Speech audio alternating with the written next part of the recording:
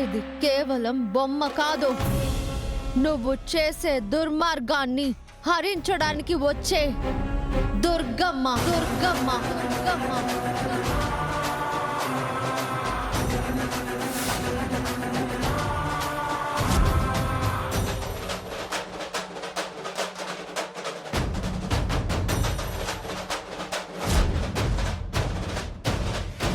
శివపార్వతి, కలియుగం రాక్షసుల సొంతం అన్న సంగతి నువ్వు కూడా మర్చిపోకో.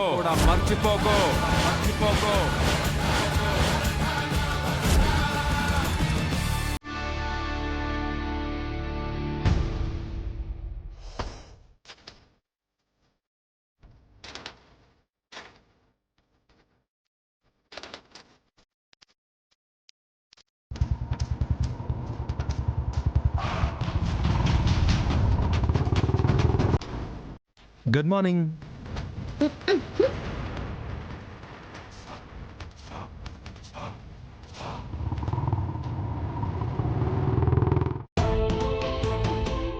ఇదేంటి గుడ్ మార్నింగ్ అంటే బదులు ఇవ్వట్లేదు?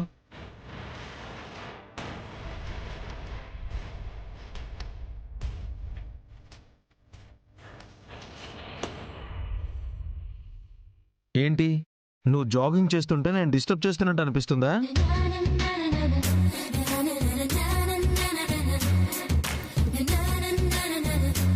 అటల్ బిహారీ వాజ్పేయి గారు ఏం చెప్పారో తెలుసా?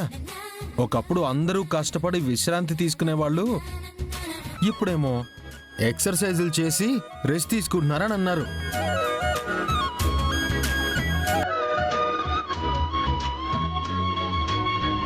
నా మీద నీకు ఇంకా కోపం ఉన్నట్టుంది.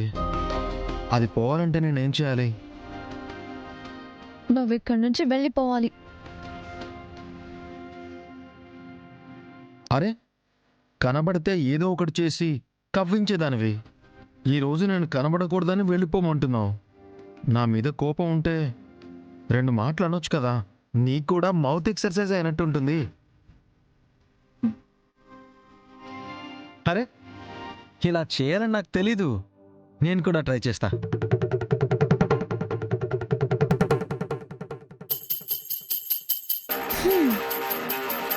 ఓ ఇటా?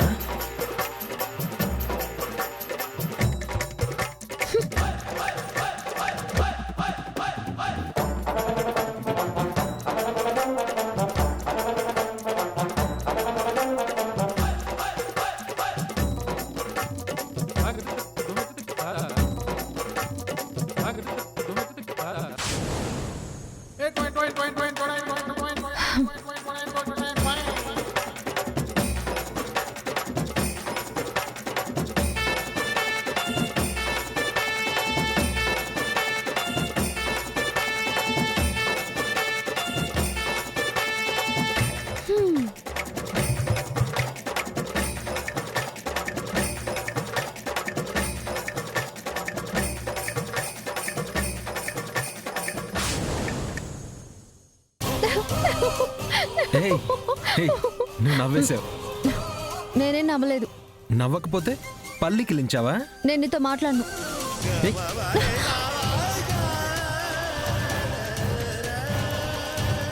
చూడు శివ, నీకీ పెళ్లి ఇష్టం లేదని తెలిసినా నేనేం చేయలేకపోతున్నాను. సొంత భావనయుండి కూడా మరదలికి సాయం చేయలేకపోతున్నాడు అన్న కోపం నీకుండొచ్చు. కానీ కొన్ని జరగాలంటే ఇంకొన్ని జరిపించాలి. ఇందులో నా స్వార్థం ఉందని నువ్వు అనుకున్నా నేనేం ఫీల్ అవును. నిన్ను క్షమించమని అడగడానికి నేను మొహమాట పడను. హలో, నా పెళ్లి సంగతి నేను చూసుకోగలను. ముందు నీ చెల్లికి ఆ పెళ్లి ఇష్టం ఉందో లేదో కనుక్కోమన్నాను. అడిగావా? అడిగాను. చిన్నప్పటి నుంచి దేవాబావ అంటే నాకు ఇష్టం, ఇలాంటి ప్రశ్న నువ్వు నన్ను అడుగుతావు అనుకోలేదన్నయ్య అని తిరిగి నన్నే అడిగింది. ఆడవాళ్ల మాటలకి అర్థాలే వేరు. వాళ్ళు రైట్ అంటే రాంగ్, రాంగ్ అంటే రైట్. నువ్వు కూడా అంతేనా? అరే, అర్థం చేసుకోవెందుకు? కండబలం ఉండడం కాదు, కాస్త బుద్ధి బలం కూడా ఉండాలి. ఎవరు ఎలాంటి వాళ్ళో ఆలోచించుకుని అడగాలి. ఆహా, నాది కండబలం, నీది బుద్ధి బలమా? ఏది గెలుస్తుందో ఇప్పుడు చూద్దాం.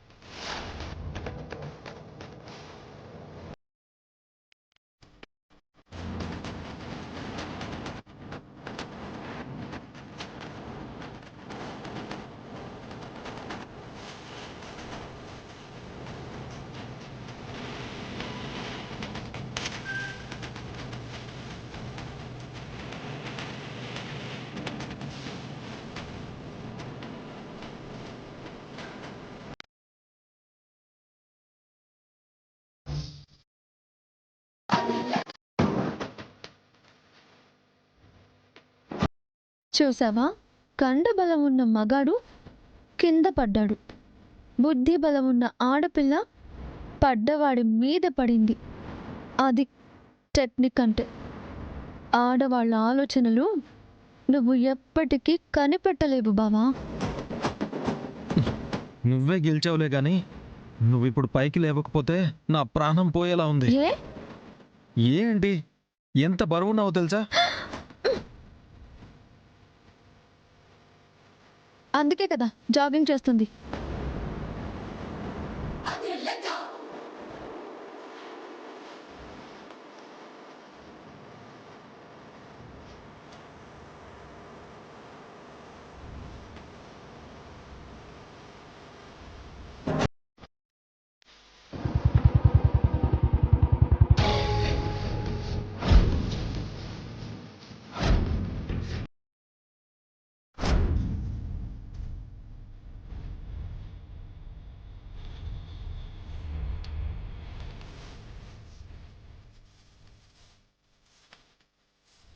ఇక చాలే బాబు, చూసిన ఫోటోలో ఏం చూస్తాం?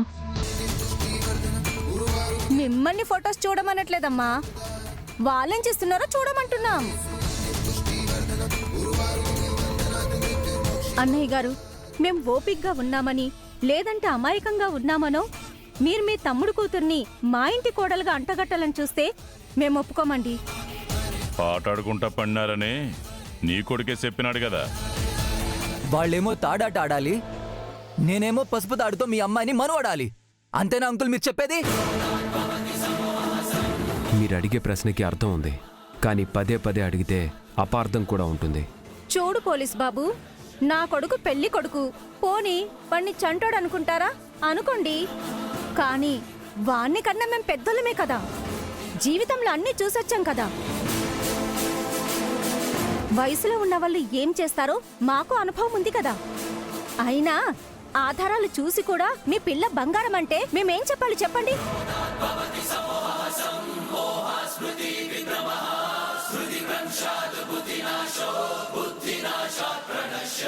శివ,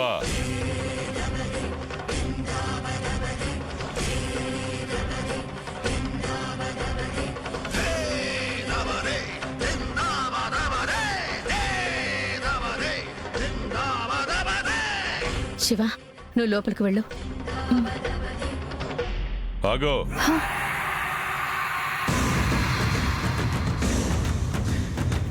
ఫోటోల్లో ఉన్నది అదే అయినప్పుడు దాన్ని తప్పిస్తావేంది?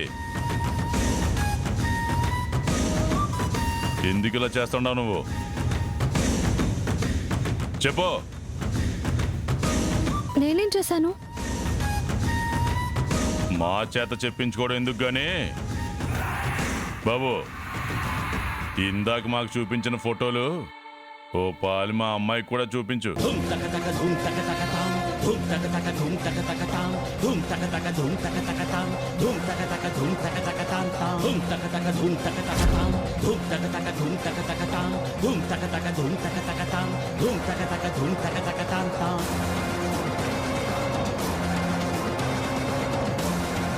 ఏదైనా గొడవ ఉంటే ఆ గంగా నా మీద దూకుతాడు, కానీ ఇట్ట నీ మీద కూడా దూకుతాడు అనుకోలే.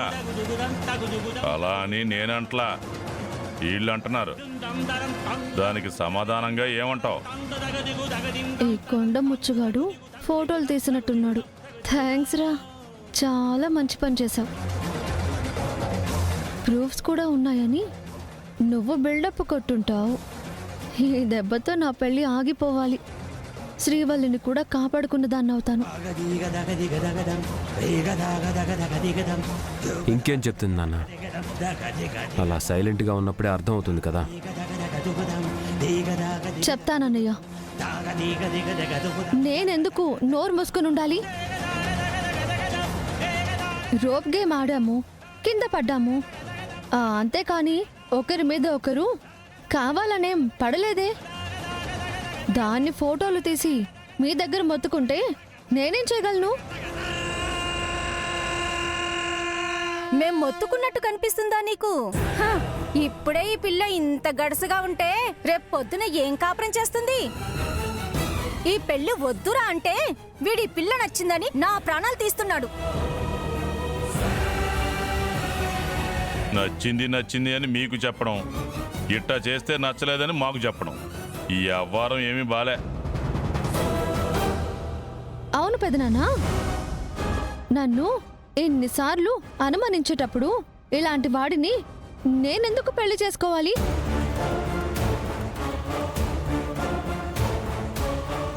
ఇంత డైరెక్ట్ గా చెప్తున్నప్పుడు మనమెందుకురా సిగ్గు లేకుండా ఉండాలి? పద.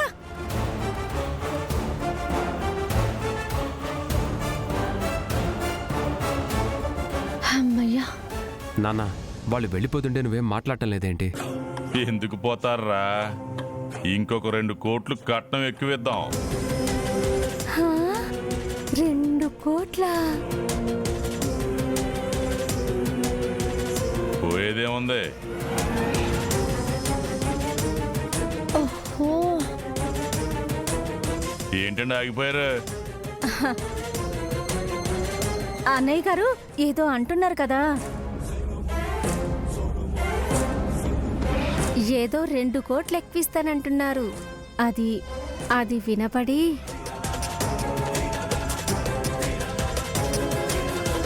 డబ్బు కోసం చేసుకుంటున్నారా? మీకు ఆడపిల్ల అక్కర్లేదా? కాసులు కావాలి అంతేనా? శివ, అలా మాట్లాడకూడదు. నువ్వు తప్పు చేయకపోయినా జరిగింది పొరపాటని సరిదిద్దుకోవాలి తప్పించి ఆడపిల్ల గొంతు పెంచకూడదు. మనం మౌనంగా ఉంటే నా గొంతు నొక్కేస్తారు. అనుభవపూర్వకంగా మనం తెలుసుకున్నాం కదా. అదట్ట మాట్లాడుతూ ఉంటే నువ్వు సొత్తా ఉండవేం తిరుపతి? చెప్పా. ఆ? శివ, నువ్వింకేమైనా మాట్లాడితే నా మీదొట్టే.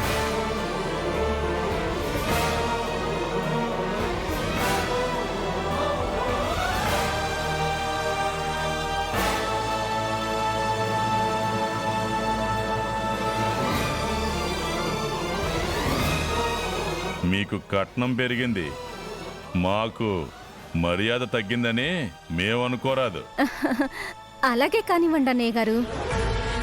కట్నం డబ్బులు పెంచుతామన్నారు, చాలా సంతోషమే.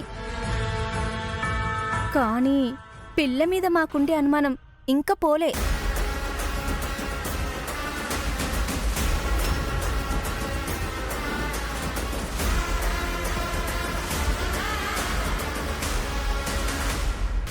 అందుకేం చేయమంటారు? ఏముంది, సంతాన లక్ష్మి గుడిలో తను తన బావతో ఎలాంటి తప్పు చేయలేదని ప్రమాణం చేసి చెప్పమనండి, అప్పుడు మేము నమ్ముతాం.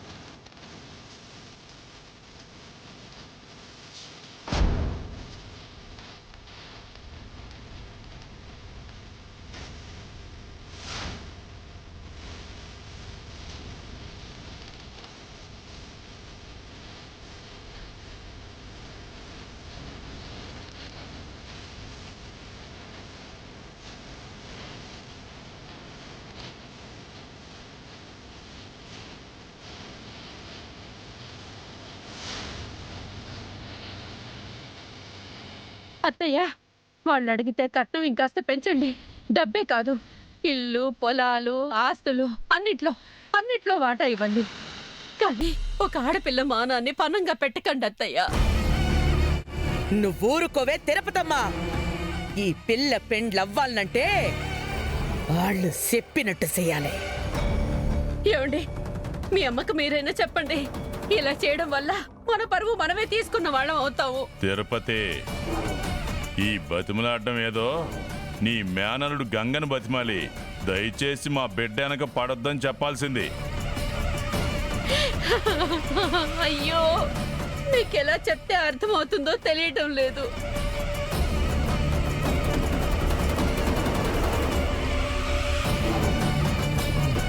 శివ, ఎప్పుడు ఏదోటి చెప్పి ఇంట్లో నుంచి తప్పించుకుంటూ వెళ్లేదానివి. ఈ రోజు ఎందుకు నువ్వు బయటకు వెళ్ళలేదా అని బాధపడుతున్నానే. నీ వల్లే ఈ బిడ్డ సెడిపోతా ఉండదని బాగా అర్థమై ఉండదే. ఏయ్ తిరుపతి, నువ్వు దాన్ని కనలేదు, నీ పోలికలు వచ్చాయని జనం అనుకోరాదంటే కొంచెం అణిగి మణిగి ఉండు.